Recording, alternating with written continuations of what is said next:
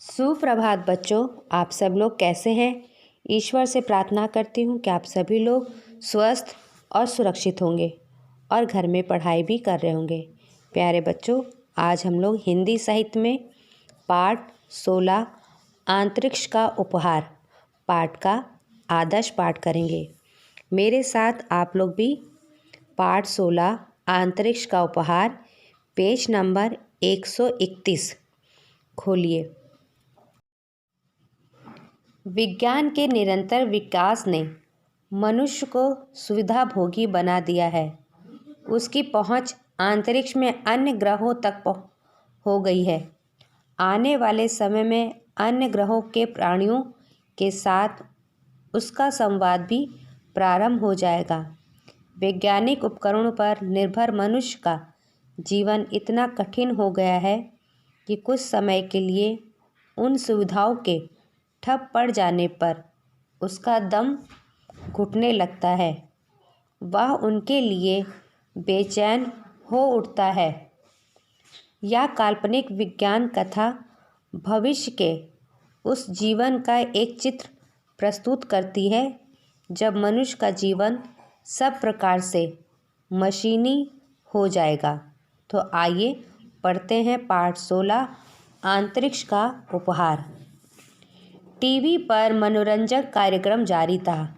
सहसा कमरे में चलता टीवी एकदम बंद हो गया। सभी बत्तियां एकदम बुझ गईं। फ्रिज और दूसरे इलेक्ट्रॉनिक उपकरण भी बंद हो गए। शायद बिजली चली गई थी।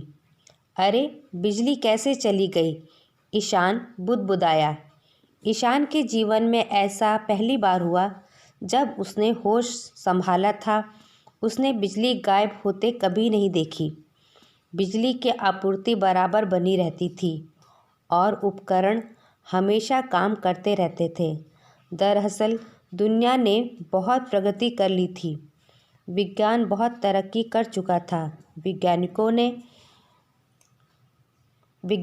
ने दुनिया की ऊर्जा समस्या का समाधान कर लिया था।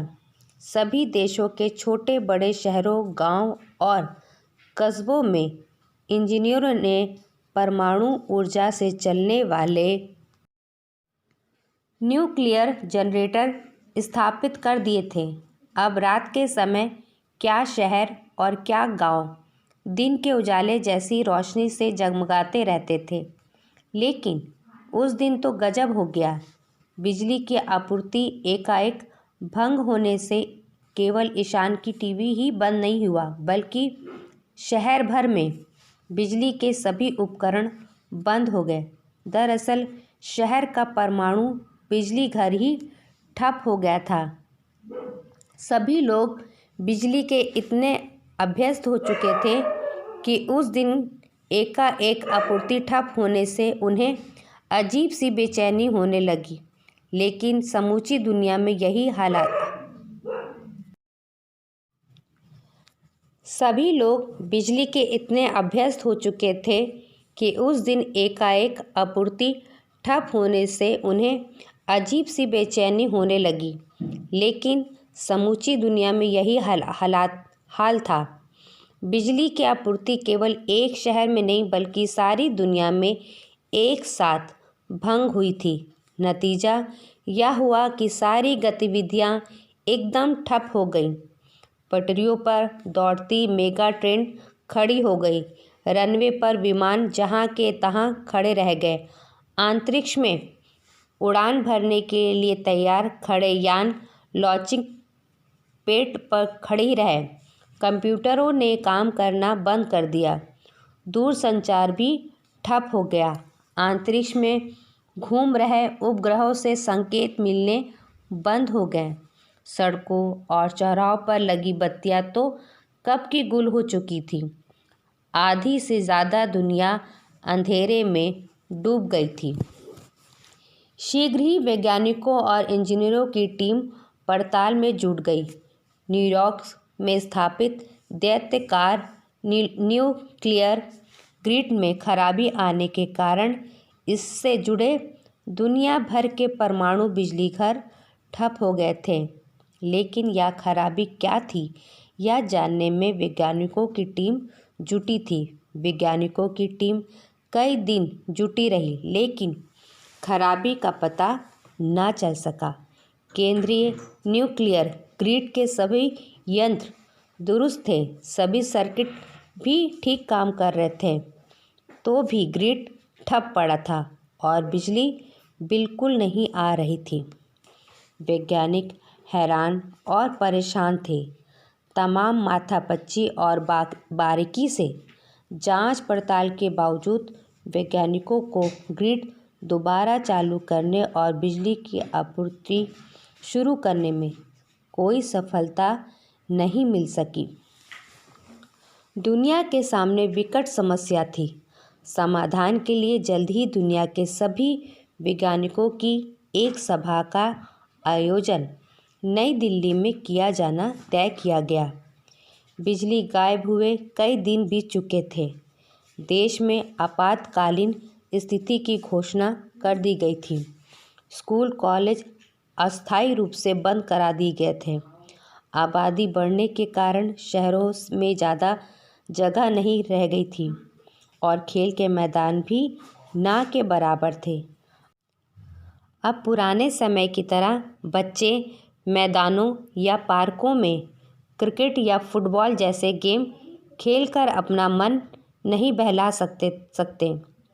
टीवी कार्यक्रम, वीडियो गेम या कंप्यूटर पार्क ही बच्चों के लिए मनोरंजन के प्रमुख साधन थे।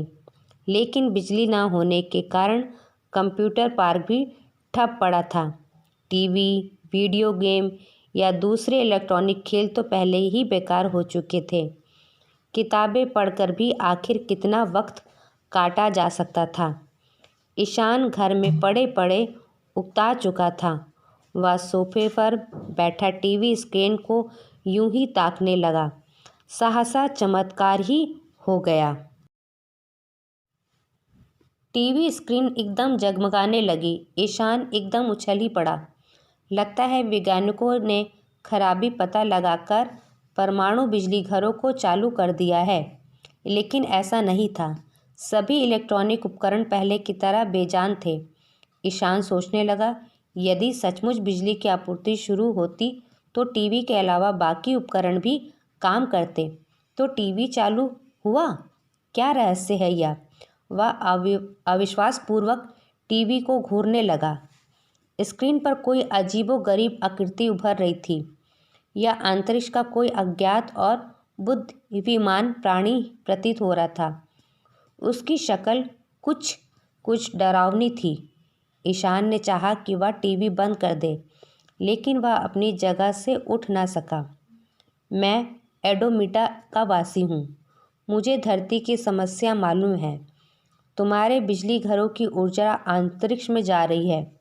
एक अज्ञात ब्लैक होल समस्त ऊर्जा को अवशोषित कर रहा है, किंतु तुम्हारे वैज्ञानिक इसे नहीं समझ पाएंगे। धरती का विज्ञान अभी बहुत पिछड़ा है। हम इस समस्या को समझते हैं। मैं बाइनरी भाषा में एक सूत्र भेज रहा हूँ। धरती के वैज्ञानिक इसे ज़रूर समझ लेंगे और कंप्यूटर दोबारा काम करना शुरू कर देंगे। तुम जल्दी से इसे नोट कर लो। टीवी पर अंतरिक्ष का बुद्धिमान प्राणी मशीनी आवाज़ में किंतु साफ हिंदी में बोल रहा था। ईशान ने झटपट नोटबुक उठाई। अब बुद्धिमान प्राणी की आकृति गायब हो चुकी थी। बस रहस्यमय आकृति तथा 1 और 0 की संख्याएं उभर रही थी। बाइनरी भाषा में लिखा यह सूत्र ईशान देर तक नोट करता रहा। दिल्ली के विज्ञान भवन में दुनिया भर के वैज्ञानिक इकट्ठे हो चुके थे। वैज्ञानिकों के बीच विचार विमर्श शुरू हो चुका था, किंतु वे किसी नतीजे पर नहीं पहुंच चुके थे। जल्दी ही प्रोजेक्ट लाया गया और अंतरिक्ष का बाइनरी सूत्र विशाल काया पर्दे पर दिखाया गया। वैज्ञानिक सूत्र पढ़ते ही एकदम उछल पड़े। अरे, यह तो हमने सोचा तक न था। अविश्वसनीय, एकदम अविश्वसनीय। मिल गया। अब तो ऊर्जा समस्या का समाधान मिल गया। यह तो सचमुच धरती को अंतरिक्ष का उपहार है। इंजीनियरों की टीम ने अंतरिक्ष के बाइनरी सूत्र के आधार पर परिपथ बनाकर केंद्रीय न्यूक्लियर ग्रिड के नियंत्रण पैनल पर फिट किया। बस फिर क्या था, बिजली की आपूर्ति फिर शुरू हो गई। बिजली के उपकरण फिर से काम करने लगे। पटरियों पर रेलगाड़ी फिर से दौड़ने लगी। रनवे पर विमान उड़ान भरने लगे। अंतरिक्षयान अंतरिक्ष यात्राओं पर रवाना हो गए। उपग्रहों से संकेत मिलने लगे और दूरसंचार संपर्क भी शुरू हो गया। शहर और गांव फिर रोशनी से जगमगाने लगा। वैज्ञानिकों ने राहत की सांस ली। ईशान भी अब दोबारा टीवी पर मनोरंजक कार्यक्रम देख सकता था। तो बच्चों, आज हम लोगों ने पाठ 16 अंतरिक्ष का उपहार का आदर्श पाठ किया है। इसी पाठ से संबंधित कुछ गृह कार्य आपके स्कूल के वेबसाइट पे मैंने दे दिया है, जिसको आपको अपनी कॉपी में अच्छे अच्छे अक्षरों से करना है। अगले वीडियो में नए पाठ के साथ पुनः हम लोग फिर मिलेंगे। तब तक आप लोग अपना ख्याल रखिएगा और पढ़ाई ज़रूर करिएगा। धन्यवाद।